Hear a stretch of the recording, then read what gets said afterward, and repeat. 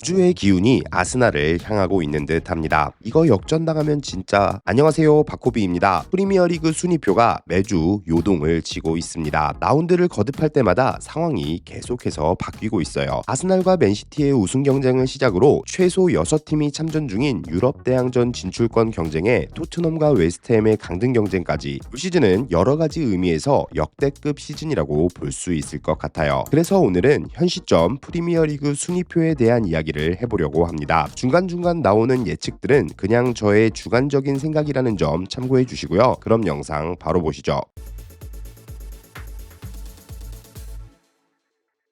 강등권 경쟁.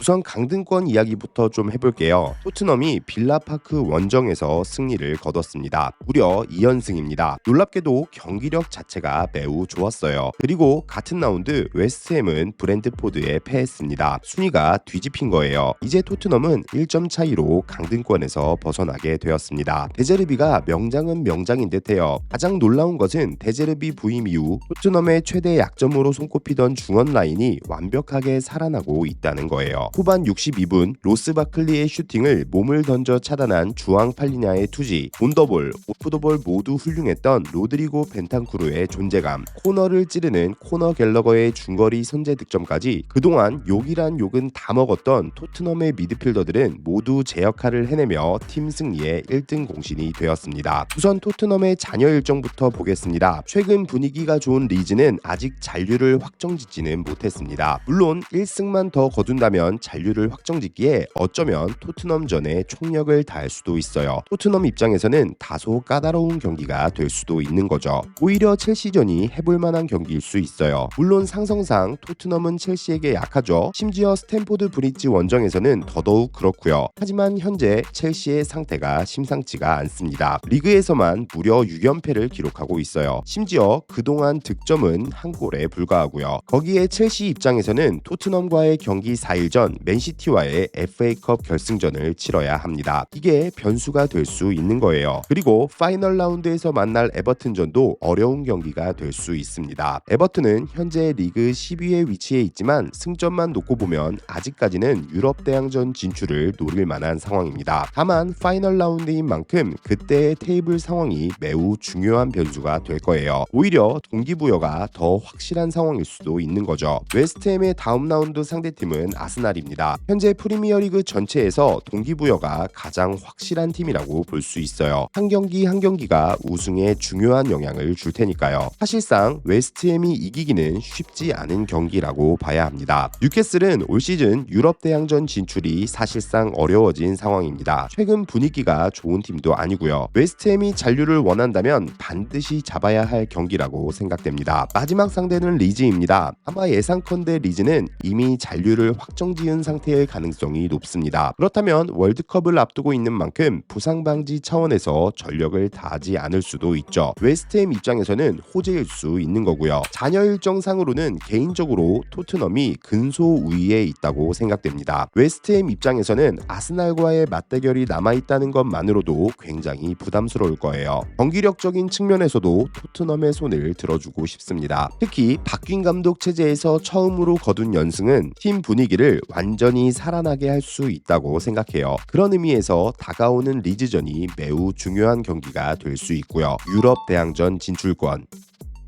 우선 챔피언스리그 진출권은 거의 윤곽이 잡힌 듯합니다. 나란히 승점 58점을 기록하며 4위, 5위를 기록 중인 리버풀과 아스톤빌라가 정배로 여겨지고 있어요. 물론 그들의 탈락이 산술적으로 불가능하지는 않아요. 특히 빌라가 남은 3경기에서 1승 2패를 거두고 6위 본머스가 전승을 거둔다면 득실차에 의해 순위가 뒤집힐 수도 있는 거죠. 근데 사실 빌라의 최근 분위기를 봤을 때 불가능한 상황도 아니잖아요. 그리고 빌라는 노팅엄 과의 유로파리그 4강전에 리그에서는 리버풀, 맨시티전도 치러야만 합니다. 잔여 일정도 어렵다고 볼 수 있어요. 물론 맨시티전이 남아있는 본머스가 전승을 거둔다는 게 어렵기는 하지만요. 그렇다면 6위 본머스부터 11위 풀럼까지의 팀들은 모두 아스톤빌라의 유로파리그 우승을 기원해야 합니다. 챔피언스리그 티켓이 6위까지 이월되는 상황을 바라는 거예요. 그렇다면 8위까지는 유럽 대항전 진출에 성공하게 됩니다. 어쩌면 승점 40 47점을 기록하며 리그 12위에 위치해 있는 썬더랜드까지도 컨퍼런스 리그 정도는 노려볼 수 있는 거예요. 그만큼 역대급 시즌이라는 거죠. 개인적인 생각이긴 하지만 저는 5위까지의 리그 테이블은 이대로 확정되지 않을까 싶어요. 그리고 오히려 빌라보다는 노팅엄의 유로파리그 우승 가능성이 높아 보이기도 하고요. 최근 노팅엄은 첼시와의 리그 35라운드 경기에서 거의 대부분의 1군 선수들에게 휴식을 부여했습니다. 대놓고 유로파리그에 무게를 두겠다는 거예요. 그럼에도 노팅엄은 첼시의 3대1 승리를 거뒀습니다. 강등권에서 확실하게 벗어나는 것, 그리고 다가오는 유로파리그에 대비하는 것까지 두 마리 토끼를 동시에 잡은 거죠. 그나저나 첼시가 정말 심각하긴 하네요.